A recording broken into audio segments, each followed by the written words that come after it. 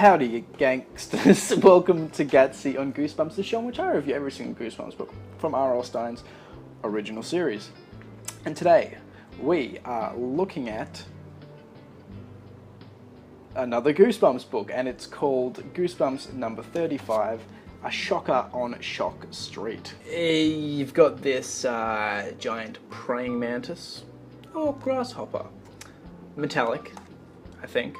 Metallic in nature, and just stepping on things and knocking over street signs.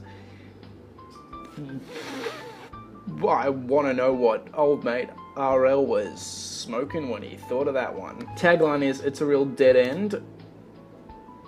It is, but I'll explain why. Talk about shock treatment. Erin Wright and her best friend Marty love horror movies, especially Shocker on Shock Street movies.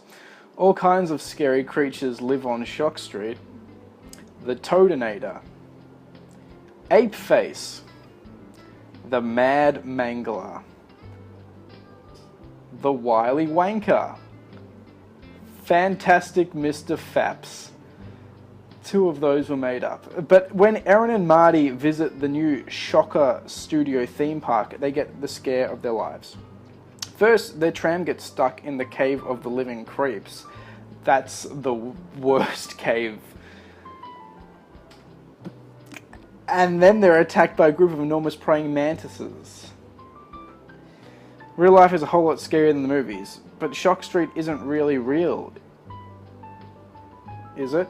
They really like to end on rhetorical questions with these blurbs. It's not a great book.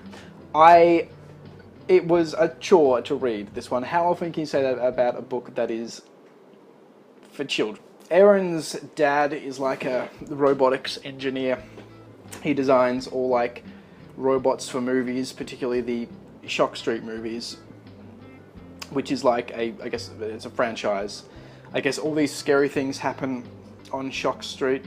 That's like the setting for all of them. All these different monsters live there. Great. He designs the robots. Good on ya. But they're opening like this theme park ride, which I guess is meant to be based on like the Universal Studios ride, where it like takes you inside the movies. And Erin and Marty are going to be the first ones on it. Like they're like trying it out before it officially opens.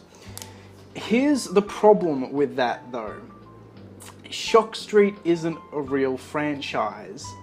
It makes constant references to these famous monsters and famous creatures and evil things, but we, the reader, don't know what they are because it's not actually a real franchise. I'm sure it's terrifying for the Erin and Marty to come face to face with them, but it's not for us. It's just random names and random things you're just saying are famous creatures, but they're not to us. They go in the tram ride, you know, as tram ride through Shock Street, and they see a range of uninspired and uninteresting creatures. That's the whole thing. They go through and these things attack them and they get stuck in something else and then another thing attacks them.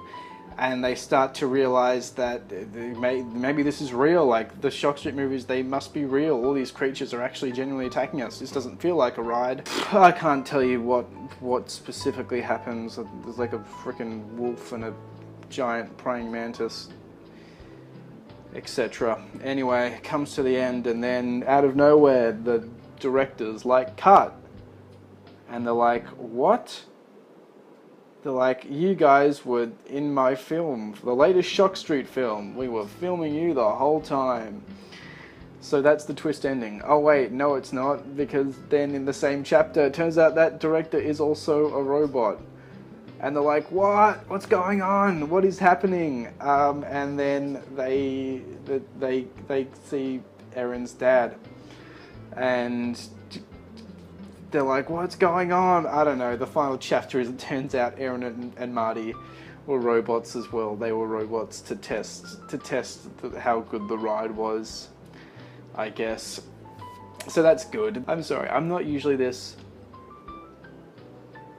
dismissive about Goosebumps books. I'll usually, you know, give it an in-depth analysis for all Goosebumps books. This is not a very good read. It's the same thing over and over again, and as I say, it relies on these wacky creatures for which we have no frame of reference and no visualization. Yeah, I always remembered it. It's not a very good one, and it's definitely not. You can, rereading the series, you can definitely avoid Shock Street. It's a real dead end, as it said on the front cover, full circle. But that's all. So don't worry about that. The next one is a real doozy. And that's all we have time for this week. It's not really, there's unlimited time in this. I'm not under any sort of pressure to make it a certain amount of time. It's just how I wrap things up. That's what we have time for this week. Please join me next time, in which I discuss a Goosebumps book that is infinitely better in many ways, and that is Goosebumps number 36, The Haunted Mask 2.